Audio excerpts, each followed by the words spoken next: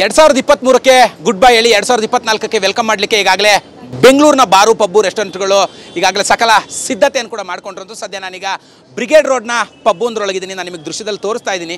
ಎಷ್ಟು ಮಟ್ಟಿಗೆ ಅಂತ ಹೇಳಿದ್ರೆ ಮದುವಣಗಿತ್ತಿಯಂತೆ ಒಂದು ಸಿಂಗಾರವನ್ನು ಕೂಡ ಈಗಾಗಲೇ ಪಬ್ನ ಒಳಭಾಗದಲ್ಲಿ ಮಾಡಲಾಗಿರುವಂಥದ್ದು. ಇನ್ನೇನು ಕೆಲವೇ ಗಂಟೆಗಳಲ್ಲಿ ಹೊಸ ವರ್ಷ ಸಂಭ್ರಮಾಚರಣೆ ಕೂಡ ಆರಂಭವಾಗುತ್ತೆ. ಈ ನಿಟ್ಟಿನಲ್ಲಿ ಮದ್ಯಪ್ರಿಯರೇನಿದ್ದಾರೆ ಮದ್ಯವನ್ನು ಸೇವಿಸಲಿಕ್ಕೆ ಮತ್ತು ಪಾರ್ಟಿಯನ್ನು ಮಾಡಲಿಕ್ಕೆ ಕೇಕ್ಗಳನ್ನು ಕಟ್ ಮಾಡಿ ಹೊಸ ವರ್ಷಕ್ಕೆ ವೆಲ್ಕಮ್ ಮಾಡಲಿಕ್ಕೆ ಈಗ ಆಲ್ರೆಡಿ ಕೂಡ ಸಿದ್ಧತೆಯನ್ನು ಮಾಡ್ಕೊಳ್ತಿರುವಂಥದ್ದು. ಸದ್ಯ ನಾನು ನಿಮಗೆ ತೋರಿಸ್ತಾ ಇದ್ದೀನಿ. ಎಷ್ಟು ಮಟ್ಟಿಗೆ ಅಂತ ಹೇಳಿದ್ರೆ ಬೇರೆ ಬೇರೆ ಅಂದರೆ ವಿದೇಶಿ ಮದ್ಯಗಳಿರ್ಬೋದು ಮತ್ತು IML ಅಂದರೆ ಇಂಡಿಯನ್ ಮೇಡ್ ಲಿಕ್ಕರ್ಗಳಿರ್ಬೋದು, ಬಿಯರ್ಗಳಿರ್ಬೋದು, ಈ ಥರದ್ದೆಲ್ಲವನ್ನೂ ಕೂಡ ಇಲ್ಲಿ ಸಿದ್ಧ ಮಾಡಿಕೊಳ್ಳಲಾಗ್ತಿದೆ.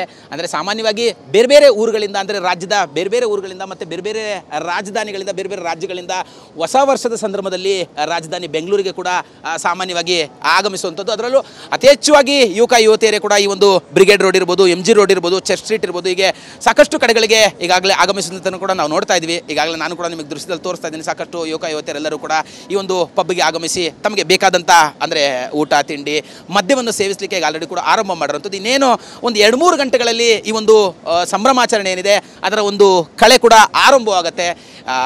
ಬ್ರಿಗೇಡ್ ರೋಡ್ ಇರ್ಬೋದು, MG ರೋಡ್ ಇರ್ಬೋದು, ಸಾಕಷ್ಟು ಜಗಮಗಿಸುವಂಥ ಲೈಟಿಂಗ್ಸ್ನೊಂದಿಗೆ ಈ ಒಂದು ಸಿದ್ಧತೆಯನ್ನು ಕೂಡ ಮಾಡ್ಕೊಳ್ತಾ ಇರುವಂಥದ್ದು.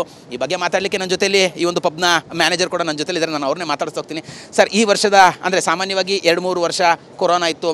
ಕೊರೋನಾ ಕಾರಣಕ್ಕಾಗಿ ಸರಿಯಾಗಿ ಸಂಭ್ರಮಾಚರಣೆ ಇರಲಿಲ್ಲ. ಈ ಬಾರಿ ಸ್ವಲ್ಪ ಕೊರೋನಾ ಕಡಿಮೆ ಆಗಿದೆ ಅನ್ನೋಂಥದ್ದು ಕೂಡ ಇರುವಂಥದ್ದು. ಹೇಗೆಲ್ಲ ಸಿದ್ಧತೆ ಮಾಡ್ಕೊಂಡಿದ್ದೀರಾ ಅಂತ? ಸರ್, ಎಲ್ಲದೂ ರೆಡಿ ಇದೆ. ಆ್ಯಸ್ ಪ ಗೌರ್ಮೆಂಟ್ ರೂಲ್ಸ್ ಪ್ರಕಾರ ಕೋವಿಡ್ ರೂಲ್ಸೂ ಫಾಲೋ ಮಾಡ್ತಾ ಇದ್ದೀವಿ.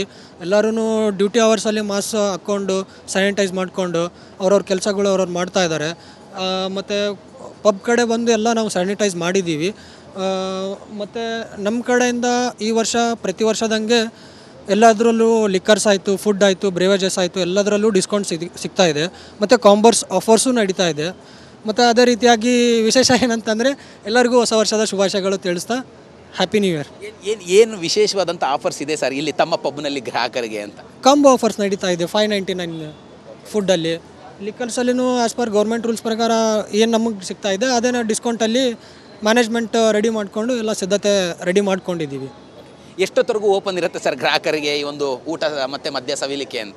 ಸರ್, ಗೌರ್ಮೆಂಟ್ ರೂಲ್ಸ್ ಪ್ರಕಾರ 12 o'clock ತನಕ ಓಪನ್ ಇರುತ್ತೆ. ಅದಾದ ನಂತರ ರೂಲ್ಸ್ ಪ್ರಕಾರ ನಾವೆಲ್ಲ ಕ್ಲೋಸಿಂಗ್ ಮುಗಿಸ್ಕೊಂಡು ಎಂಡ್ ಮಾಡ್ತೀವಿ. ಏನು ಹೇಳ್ತೀರಾ? ಅಂದರೆ ಈ ಬಾರಿ ಕೊರೋನಾ ಸ್ವಲ್ಪ ಪ್ರಮಾಣದಲ್ಲಿ ಕಡಿಮೆ ಆಗಿರುವಂಥದ್ದು ಹಿಂದಿನ ವರ್ಷ ಅದರ ಹಿಂದಿನ ವರ್ಷಕ್ಕೆ ಹೋಲಿಕೆ ಮಾಡಿಕೊಂಡ್ರೆ ಈ ವರ್ಷ ಕಡಿಮೆ ಇರುವಂಥದ್ದು. ತಾವು ಸಾಕಷ್ಟು ಸಿದ್ಧತೆ ವಿಶೇಷವಾಗಿ ಎಲ್ಲವನ್ನೂ ಕೂಡ ಡೆಕೋರೇಷನ್ ಕೂಡ ಮಾಡಿದ್ದೀರಾ. ಏನು ಹೇಳ್ತೀರಾ?